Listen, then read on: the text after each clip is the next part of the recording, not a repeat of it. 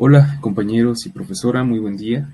Espero que se encuentren muy bien. De antemano les pido una disculpa por no haber podido estar presente en nuestra sesión del día martes y pues por la tardanza, ¿no?, de entregar la exposición.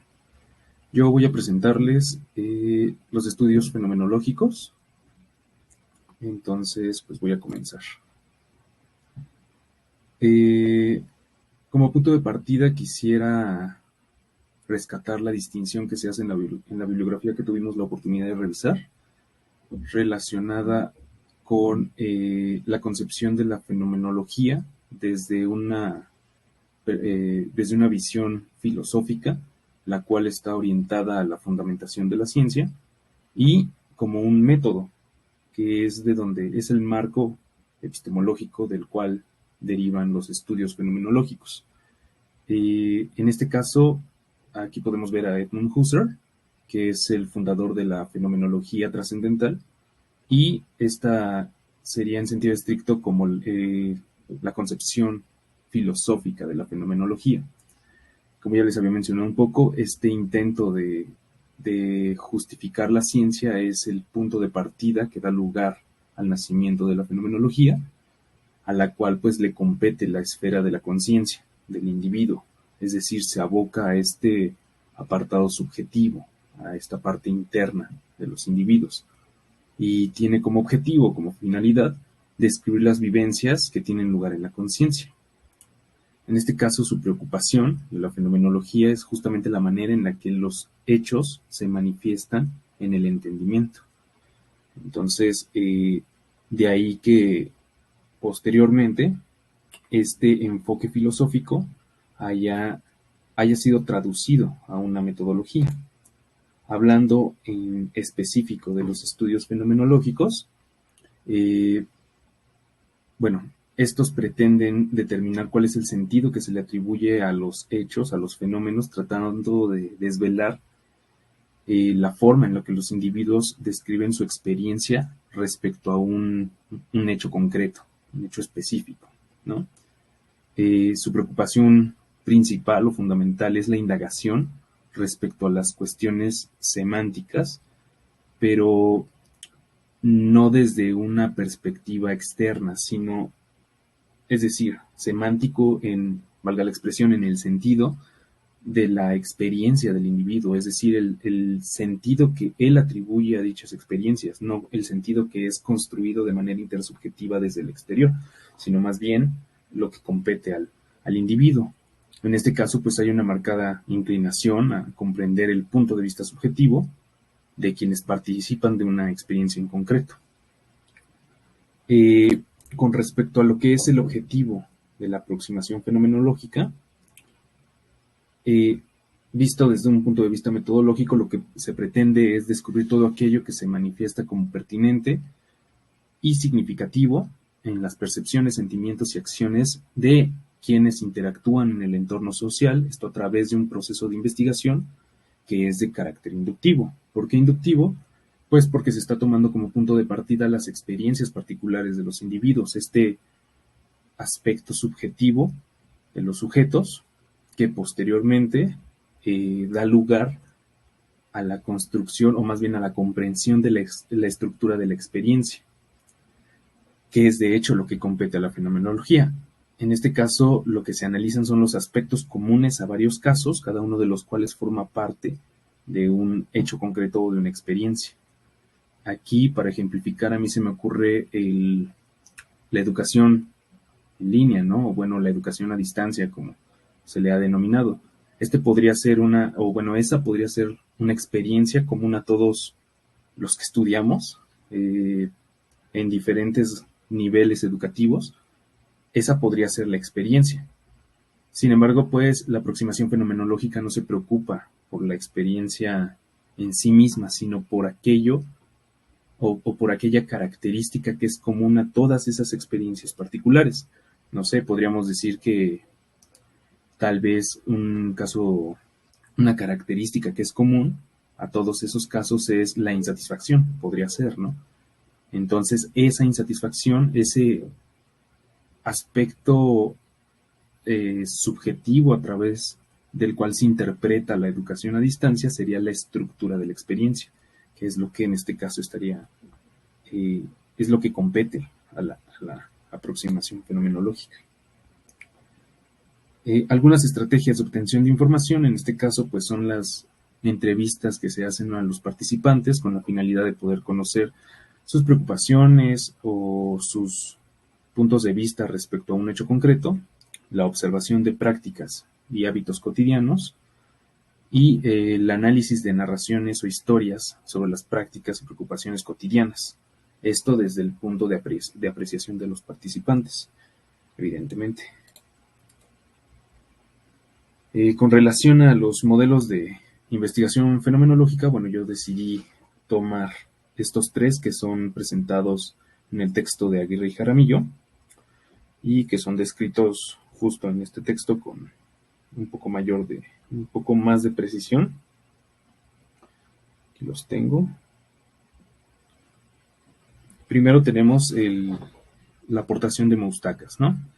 Quien lo que hace es exponer puntos cruciales o centrales de la relación entre la fenomenología y las ciencias humanas. Entre estos puntos centrales encontramos el marco conceptual de la fenomenología trascendental, la fenomenología y la investigación en ciencias humanas, conceptos de intencionalidad, noema, noesis, la epogé, la reducción fenomenológica, la variación imaginativa y la síntesis. Estos son como puntos que él retoma de este aspecto filosófico de la fenomenología, que busca integrar en esta relación fenomenología-ciencias humanas. Es como una suerte de integración, pero además presenta una estructura metodológica, la cual pues detallo a continuación.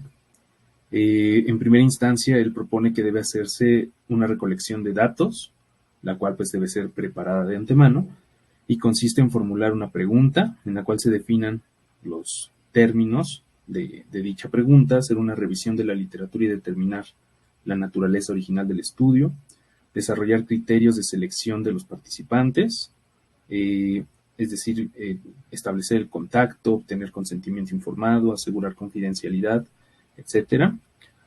Desarrollar instrucciones y preguntas o temas guía necesarios para la entrevista de investigación fenomenológica. Posteriormente viene ya el proceso propiamente dicho de la recolección de datos, que en este caso implica participar en el proceso de epogé como una forma de crear atmósfera y relación que permita llevar de manera adecuada la entrevista, precisar la pregunta, conducir la entrevista de investigación cualitativa, de modo que se puedan obtener descripciones de la experiencia, teniendo en cuenta pues algunos de los métodos que ya había mencionado en la diapositiva anterior, que serían, por ejemplo, entrevistas informales, preguntas abiertas, entrevistas guiadas por un tema. Posteriormente, procedería a organizar, analizar y sintetizar los datos. Y aquí, bueno, lo que se sugiere es desarrollar descripciones textuales y estructurales, de manera que se puedan componer descripciones textuales, estructurales y realizar síntesis de los significados y esencias textuales y estructurales de la vivencia. Es un poco redundante, pero así es como está redactado, ¿no? Finalmente, pues ya viene el resumen, las implicaciones y los resultados. Aquí, tal cual, pues es resumir el estudio, resumir los hallazgos, relacionar el estudio con posibles o potenciales investigaciones a futuro, relacionar el estudio con los resultados personales, con los resultados profesionales, con los significados sociales y su relevancia. Por otro lado, tenemos la propuesta de las unidades del sentido de Jordi, quien a grosso modo pues nos presenta 4 pasos esenciales, igual en un sentido metodológico. Se los comparto. El primer paso sería leer la descripción completa a fin de obtener un sentido general de todo el enunciado. Este paso es denominado por Jordi como el sentido del todo. Un segundo paso sería que una vez que el sentido ha sido comprendido, el investigador, regresa al comienzo y lee el texto una vez más con la finalidad de poder distinguir las unidades de sentido, separando la perspectiva psicológica del fenómeno que ya está siendo investigado. El tercer paso sería que una vez que han sido definidas o identificadas las unidades de sentido, el investigador, a partir de todas estas unidades, expresa de modo lo más directo posible el insight psicológico contenido en ellas. Es decir, como dar cuenta de estos aspectos psicológicos que podemos encontrar en dichas unidades de sentido. Para finalizar, pues el investigador sintetiza todas las transformaciones de las unidades en un enunciado consistente que tenga en cuenta la experiencia de los sujetos.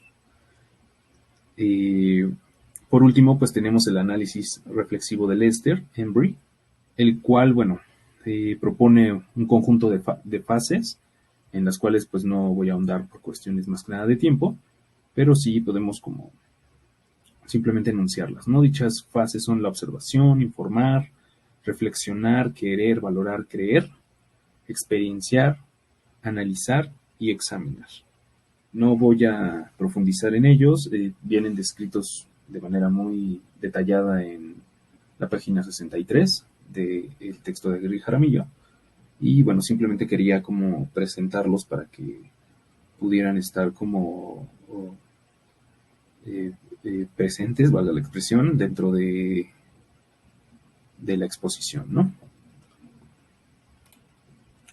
Bueno, ya para finalizar, pues quisiera un poco recuperar algo de lo que nos dice Octavio Fulat, quien es citado por los mismos autores que ya mencioné, quien con lo que respecta a la utilidad de los estudios fenomenológicos dentro de la investigación cualitativa nos dice que este método, es decir, el método fenomenológico, es el más adecuado para comprender los fenómenos educativos en tanto que dirige su atención a las estructuras de la experiencia, las cuales, como ya había mencionado anteriormente, son entendidas como aquello que resulta común a varios casos particulares, cada uno de los cuales evidentemente es concebido dentro del marco de las ya mencionadas estructuras de la experiencia. Volviendo al ejemplo un poco de lo que decíamos de la educación a distancia, pues justo, ¿no? Esta aproximación fenomenológica nos puede ayudar a dar cuenta de la forma en la que los individuos están experimentando desde su subjetividad esta situación, esta experiencia, y de ahí nosotros podemos comenzar a esbozar ciertas categorías o aspectos que están presentes en creo que sería imposible decir que en todas las experiencias, pero sí en la gran mayoría de las experiencias, como puede ser la insatisfacción, o por otro lado, otras personas nos gusta la educación a distancia, entonces podría ser la satisfacción, etcétera. Entonces, de ahí que sea un proceso inductivo, ¿no? Como ya también había tenido oportunidad de señalar. Y pues nada, creo que esto es lo que me pareció lo más pertinente, lo más importante de los textos que pudimos revisar. Espero que sea útil para ustedes. Para mí sí lo es una aproximación bastante interesante. Y pues nada, les agradezco mucho por tomarse el tiempo de ver mi exposición. Aquí están las referencias, que son los textos de nuestro curso. Espero que estén muy bien y les mando un abrazo a todos.